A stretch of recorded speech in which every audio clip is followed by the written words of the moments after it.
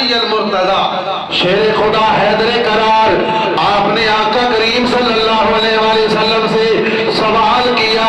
یا رسول اللہ، یا حبیب اللہ، رمضان میں سب سے افضل عمل کون ہے؟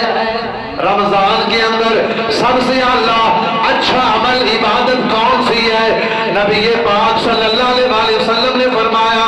اے علی، رمضان میں سب سے اچھا عمل وہ ہے کہ جن چیزوں سے رب نے تمہیں منع کیا ہے ان سے رک جاؤ، جو چیزیں رب نے تمہارے اوپر حلال کی ہیں ان کو